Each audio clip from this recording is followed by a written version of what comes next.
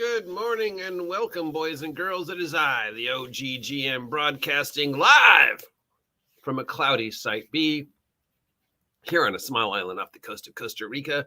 It is Friday. It's time to take a look at all the bits and bobs of tabletop role-playing game news we might have missed during the week because we were so focused on post-OGL nonsense and all the less than positive stuff that is coming out of the temporary cease of fire between the rest of the world and Wizards.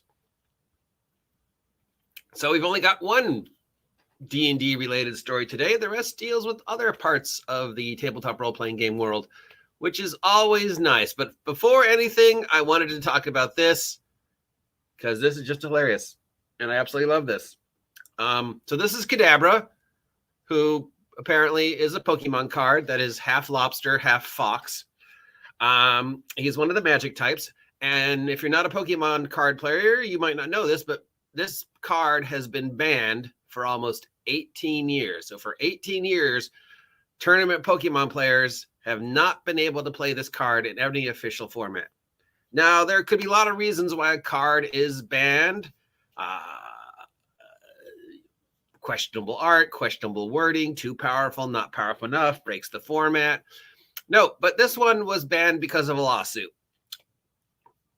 This one was banned for the past 18 years because a psychic by the name of Uri Geller complained that this looked like him, and they were using his likeness to create this Pokemon character. So since the past 18 years, he has been in repeated lawsuits against the Pokemon creators about Kadabra because he felt Kadabra was a unflattering portrayal of him, and they used his likeness. Now, the only thing that connects Kadabra to Uri Geller that I'm aware of is this, the spoon.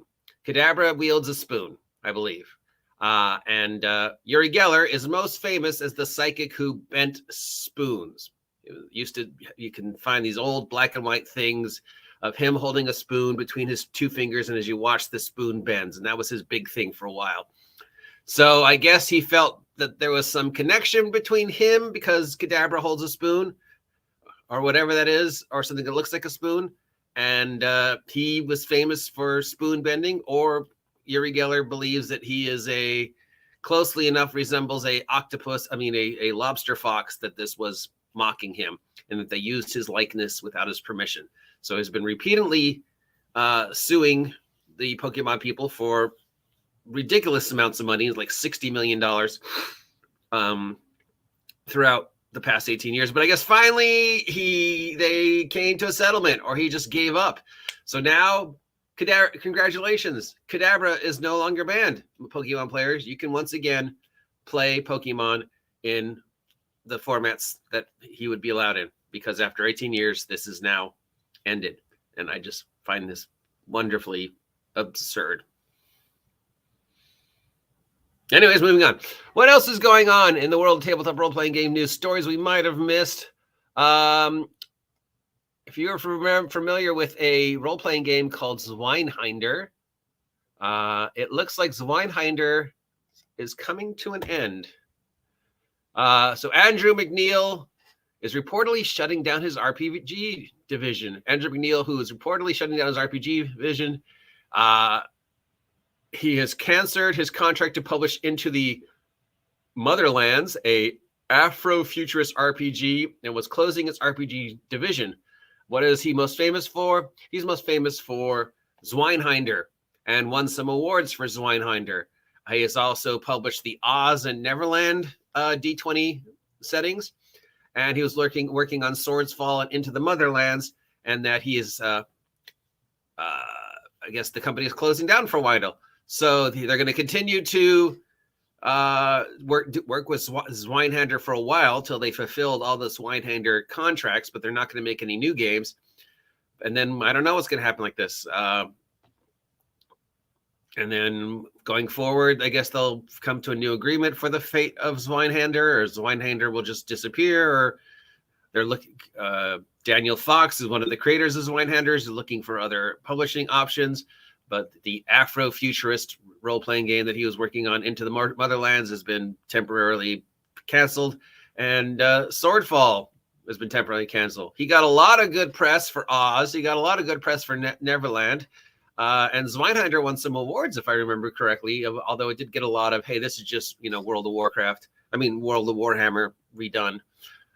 So, yeah, I don't know, just sad, when any game comes to an end, especially a game that was decent competition for the game we don't want to talk about. Yeah, but there's that. What else we got?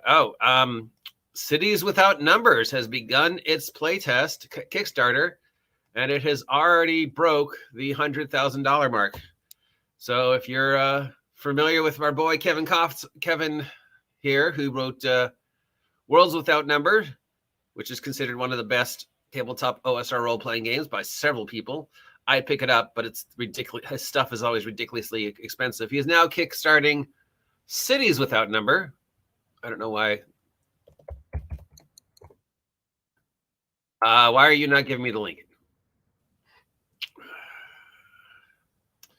I had the link to take us to it, and it's not taking us to it. Cities.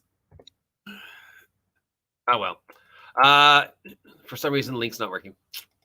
He's working on a new one called Cities Without Numbers. It's starting yesterday. Oh, here it is. No, here's Tanker talking about it. Whatever. Okay. Blarg. I don't know why I try. So yeah, he's doing this new Kickstarter. It's already broken the $100,000 mark as of this morning, and the Kickstarter only started yesterday. It's cyberpunk themed. So he's done space themed with Stars Without Numbers. He's done fantasy themed with Worlds Without Number, and now he's doing cyberpunk themed with Cities Without Number. If you want to get a physical copy of the book, it's $80 plus shipping for the Kickstarter. If you just want to get the PDF, it's $10. I have PDFs of Stars Without Numbers and World Without Numbers. They're both great. I had a physical copy of Stars Without Numbers. I loaned it to somebody, and they disappeared, so I never got it back. And considering how expensive it is, his books are, it's a little too pricey for me to replace something that I hardly ever used. Because it would be interesting to see what Cities Without Numbers looks like and his take on cyberpunk. But again, it's like $80 to get a physical copy. I might kickstart the PDF, but I don't know. It just would sit on my computer and I'd never use it. So yeah, because I'm weird. Don't like PDFs. I like physical books, even though all my product that I put on Big Geek Emporium, shameless plug, is PDFs. Yay, support me. All right. So that is it for the non-OGL D&D news. Now let's get to the sort of close to the OGL D&D news. We've got Paizo. What's going on with Paizo and ORC? Well, apparently it's a great time to get into Paizo because Paizo Pathfinder has a huge bundle. We've talked about this bundle before on Monday. A huge bundle of Pathfinder stuff. So like you get 7 PDFs that are worth over $100 for $5, including Pathfinder 2nd Edition Beginner Box, Pathfinder 2nd Edition Core Rulebook, Pathfinder 2nd Edition Beastery, Pathfinder Character Sheet, Pathfinder Player Character Pawn Collection, blah, blah, blah, blah, blah. All that, a whole bunch of stuff for Pathfinder. $15 gets you all that plus more, including adventure paths and things like that.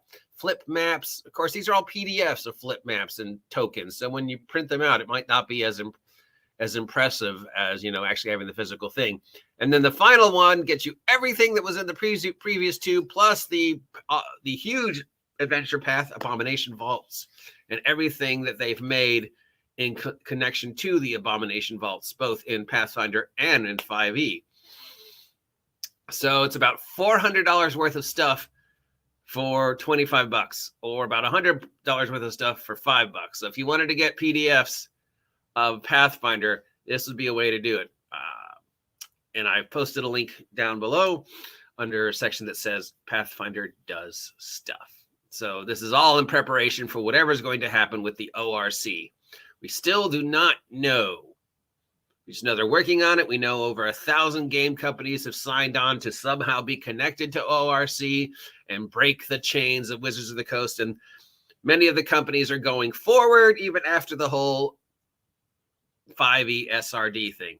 And speaking of the 5e SRD thing, our final story is what's going on with Kobold Press and Project Black Flag. There has been some confusion about what was going on with Black Flag, and now they have clarified going forward. So yes, they are going to continue to make stuff that are 5e adjacent. They had said that we have 5e stuff that's already in the pike, like a year worth of 5e stuff. So we're already contracted to finish that stuff. And then going forward, everything we will make after that will be under Project Black Flag. But they've also said that they're going to be doing the Pathfinder ORC. So are they doing two separate stats, separate game systems, or are they just going to call everything that they make for the ORC Project Black Flag? It's very confusing. To add to the confusion, they have come out and said, yes, we're going to continue to make stuff for 5e, even though 5e is only going to be around for another year. And then Wizards of the Coast is going to stop supporting it.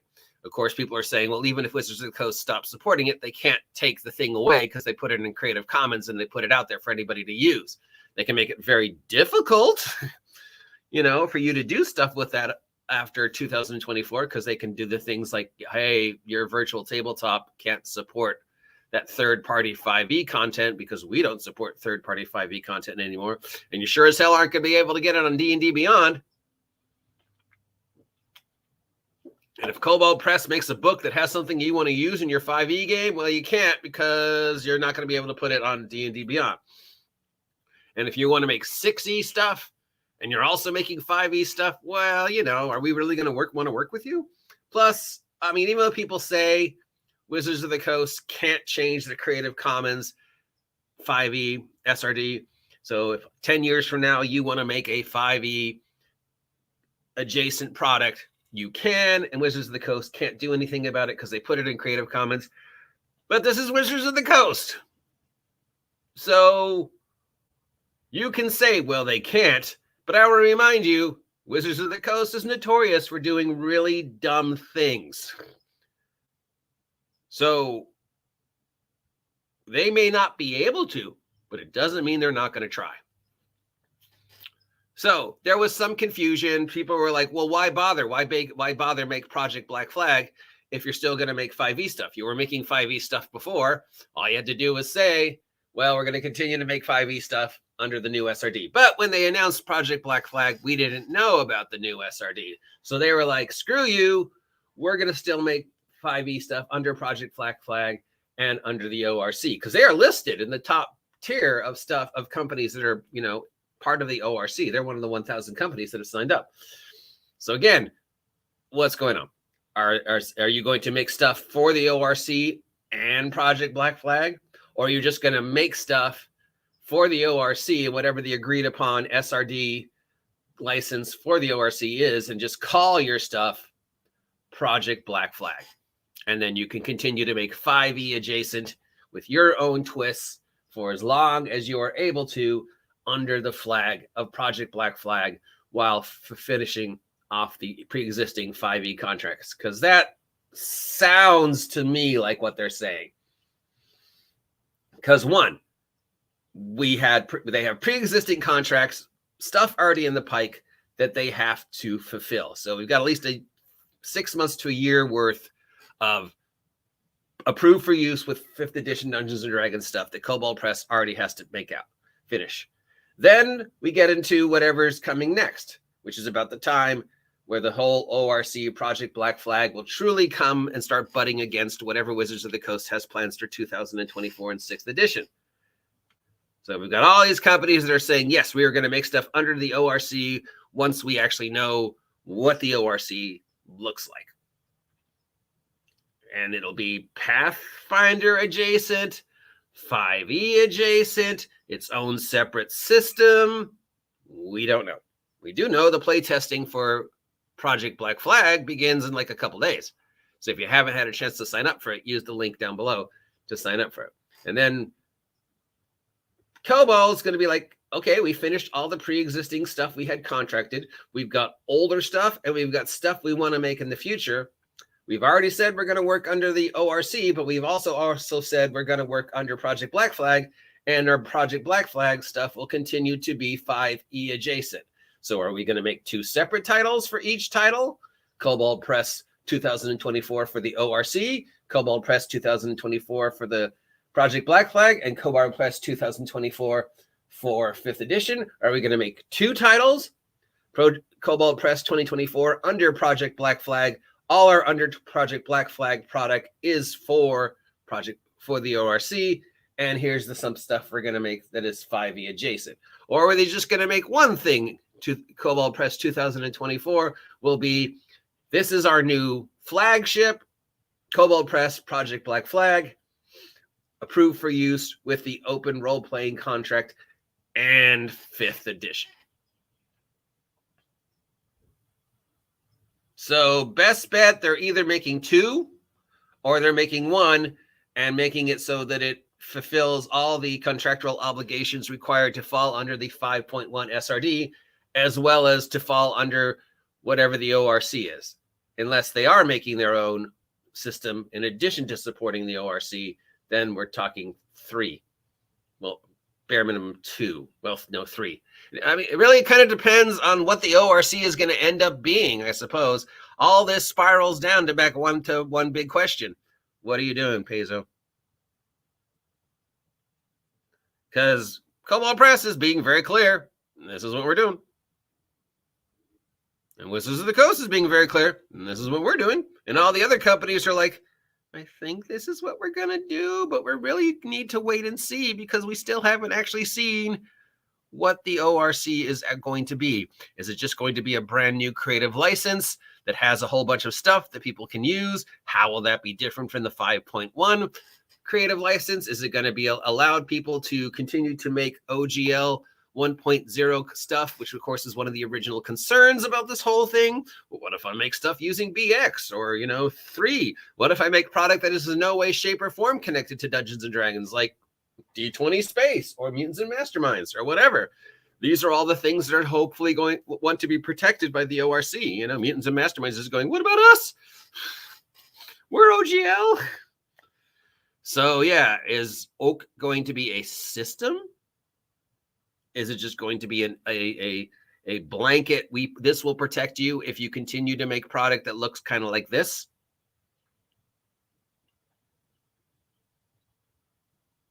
And if and then of course we're also like, well, what is Project Black Flag? Is it just going to be this and this stuff that I already said, or is it going to be something else? At least Kobold's being a little bit more forthcoming with information, but for my obsessive compulsive brain, it's still not enough. And for my obsessive compulsive brain, I'm just finding flaws in this because, people are like, don't worry. And I'm like, guys, you've said this before. And it turns out I was right about Wizards of the Coast will do. Doesn't mean, you can say Wizards of the Coast can't do that. Wizards of the Coast won't do that. There's no way why Wizards of the Coast should do that.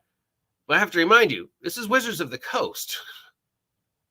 So everything you say they don't do, I just have to look back at Wizards of the Coast track record and go, yeah, they might actually do that because it's Wizards of the Coast. And if it's stupid, they're going to try it. And the stupider it is, the more likely they're going to try it because it might work. Finally, regarding the question of our friends Critical Role and what are they going to do now that they have signed this amazing contract with Amazon. Are they going to stay loyal to Wizards of the Coast and switch over to 6E? Are they going to jump ship and do another game? Are they going to make their own game?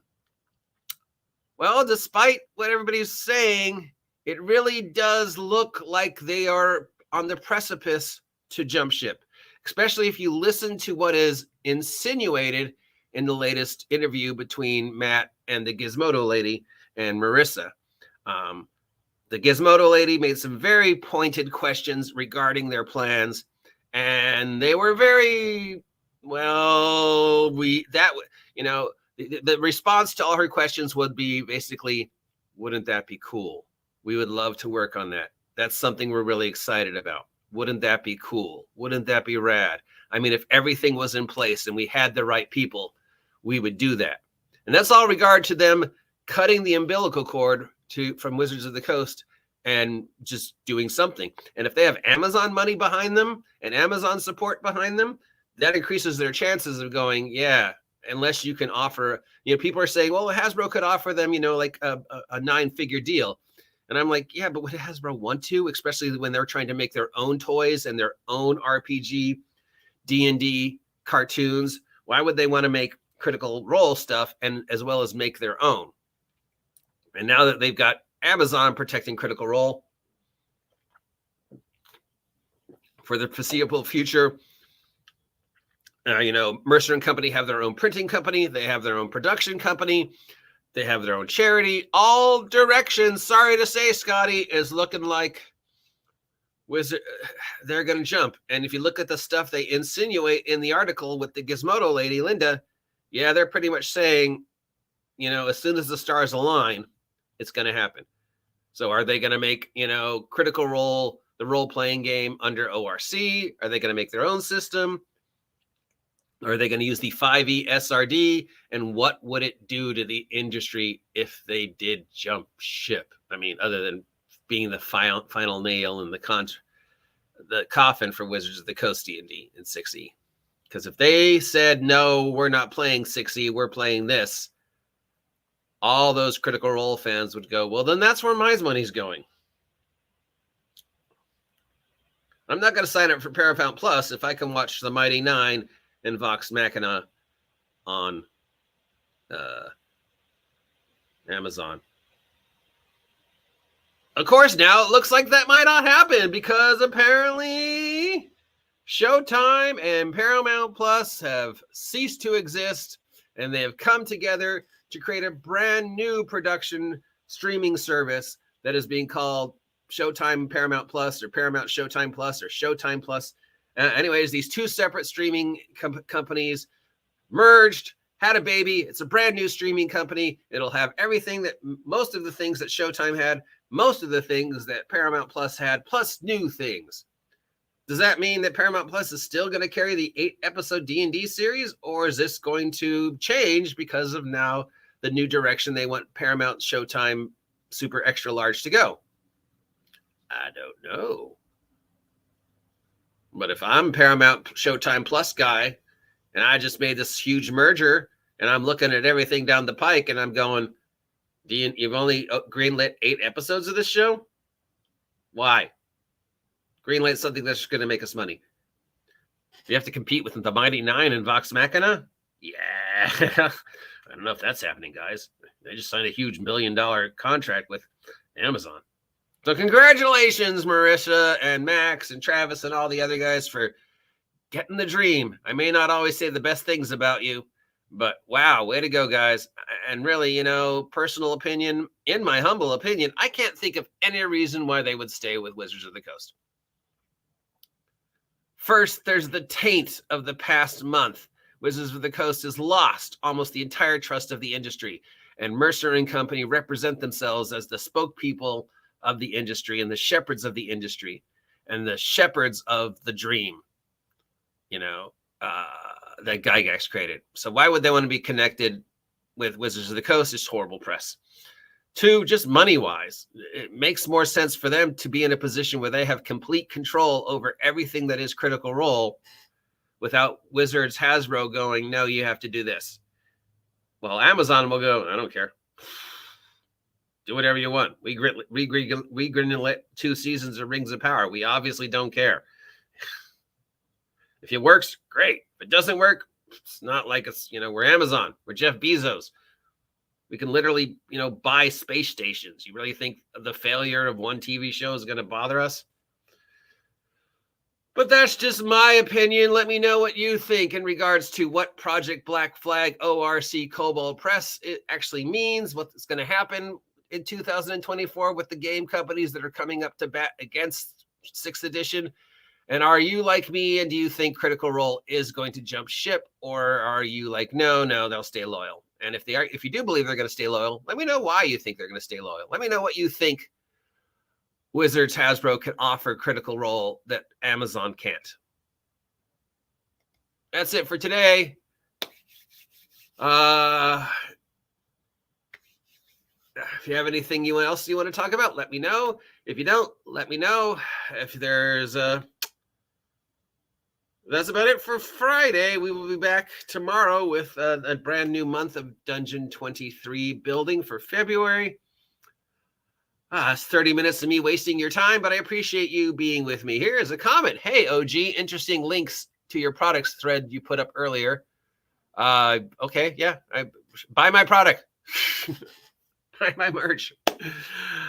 If you haven't subscribed yet, please subscribe. If you haven't had a chance to support the OGGM adventures, remember, this is my job, so I would greatly appreciate if you could just take, pennies, dimes, nickels, toss them out to buy me a coffee, or more importantly, head on over to Big Geek Emporium and buy my merch. I'm finishing issue number 7 of Minions on a Mission. And then we're going to start working on Minions on a Mission number 8, which is going to be, as requested by you, Killer Plants and Fungus, which I guess is sort of slime related, but not really. Kind of. Should be fun. That's about it for today. I'm tired. Talk to you later. And of course, get off my land!